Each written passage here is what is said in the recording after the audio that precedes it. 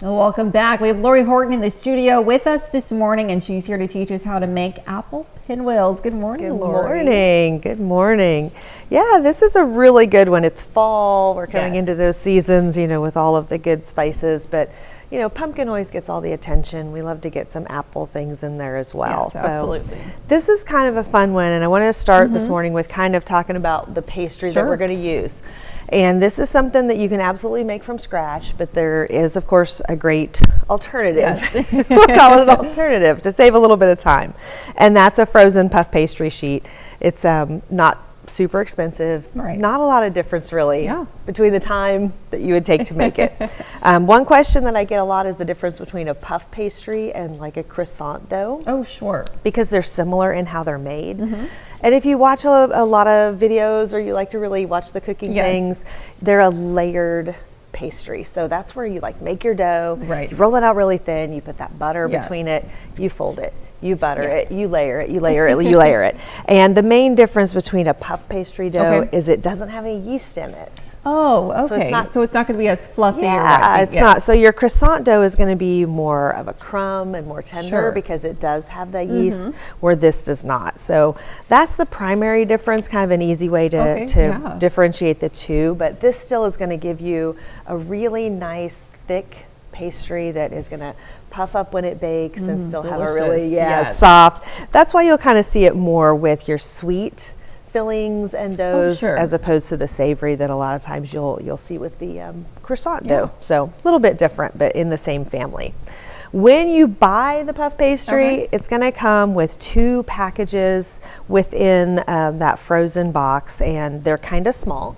We're going to start with letting these thaw. Of course, you always keep them frozen. Right. You never transfer these to the fridge, so you just kind of let them out about 40 minutes before you're going to use them.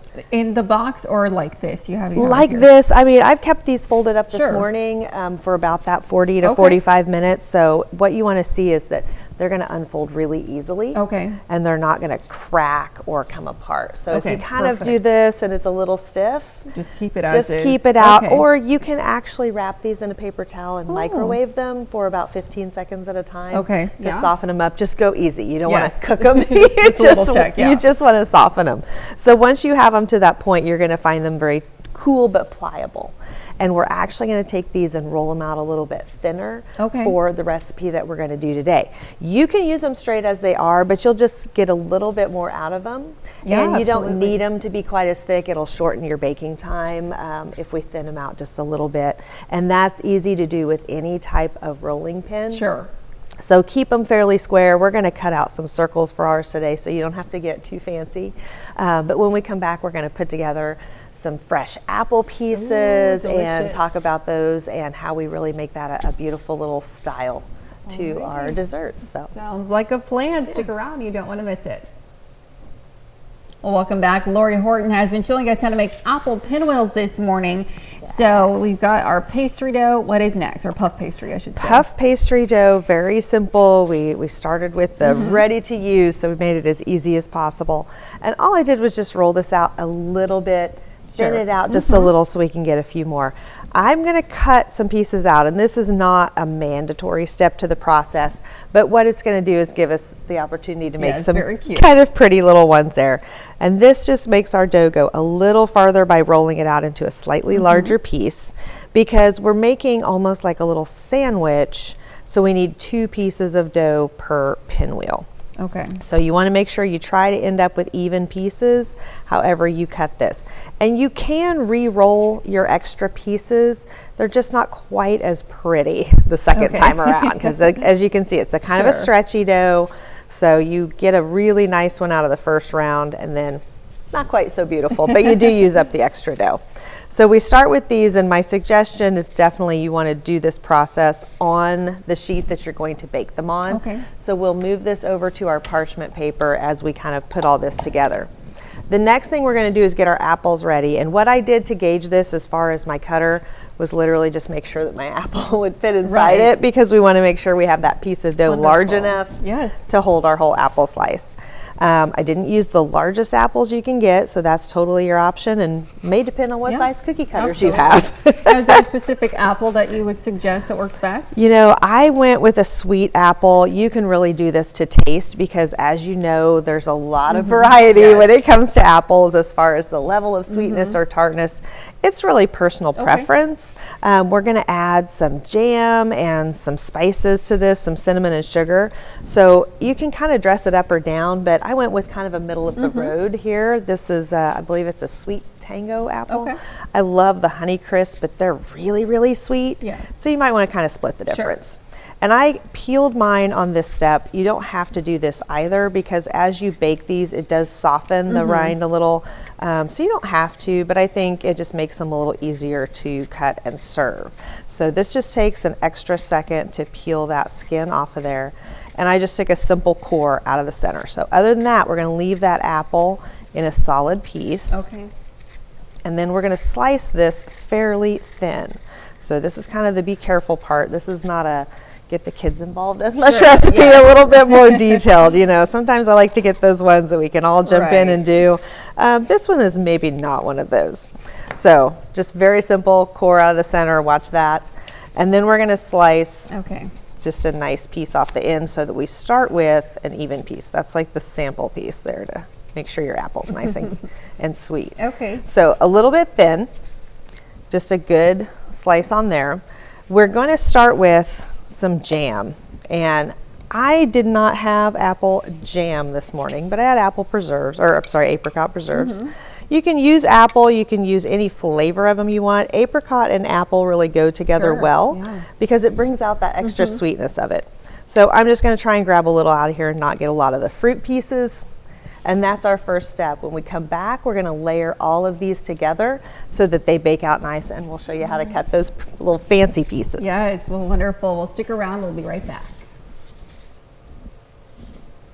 Welcome back. Lori Horton is showing us the final steps for her apple pinwheels recipe. So what is left for us to do? All that's left is a little assembly. Okay, So we've got our bottom layer of puff pastry. We spread just a little bit of the apricot jam or preserves on there. I've got my apple slice, and then I'm going to do just a couple little things before I put that top sandwich on. And the first one is just a little bit more of the jam, and this is going to sort of glue our top layer on and keep it from being, you know, you want a little extra sweetness, and again, bring out that fruit flavor. And I always keep just a little bit of cinnamon and sugar in the cabinet already mixed together. That just goes on anything with apples. You know, you can just always dress that up a little bit. So we're going to sprinkle just a little bit of that on the inside. Okay. And then we're going to add our second layer. Now, this is not something that we need to seal. Oh, Okay, it's not that kind of a pastry. Just a sandwich. Just a sandwich. Okay. But then we want to make it look a little bit fancy. And this is why we want to do this step directly on the parchment that we're going to bake it on, because it's very awkward to move it after you do it. Trust me, I've learned that one the hard way. If you need a little bit of help when you're cutting, a really good trick is to take a beater and use this to sort of hold and Score it a secure little the bit, center. yeah. And give you that equal division. But all you want to do is cut into this to where you can feel the center of the apple. We're cutting the apple slice. We don't need to go all the way to the center. And I did some that I cut 6 slices in. I did some that I cut 8. It kind of depends on how big your pastry is. You can do it either way. But all you're doing is cutting all the way through both layers and that apple. And you do want a nice sharp knife for this. It's always good to have one nice sharp paring knife in the cabinet if you can keep it back for these sorts of things. We are going to then take these, and if you look at my finished ones here, they've got a pretty little twist to them. Yes, they're beautiful. And all we did to do that is take each little section and just flip it upside down. The trick is to flip it the same direction all the way around. So if you twist to the left every single time. If you twist to the right, twist to the right. But you want to do that for each individual piece, and it's going to be a little bit funky until you get them all done. And then you can kind of come back and make it nice and round and fix them all up again. The parchment's going to slide around a little bit, but it's not a half a twist. You're just literally flipping them upside down. Yes. And then once you get all the way around, my gloves make it a little bit hard to see as well, but you just want to shape it back into your nice little round, lay them over onto each other. But then the beauty of the puff pastry is we want a really nice golden top to it. So I've got 1 egg here that I just beat a little bit, nothing added to it. And we're going to put that on top. And generally with puff pastry, you do want to do an egg wash before you bake. Get that nice golden color that we have on these guys. And then I sprinkled them again with a little more of my cinnamon and sugar. They baked for about 18 to 20 minutes in a 350-degree oven. And that's when they really get done. They come out with this beautiful golden edges. You see the bottom, you get a little bit of that fruit and jam, and they're perfect fall so recipe. crisp. They're just delicious. They just don't last long. Well, thank you so much, Lori, for being Absolutely. with us this morning. Stick around. We'll be back with more news and weather right after this.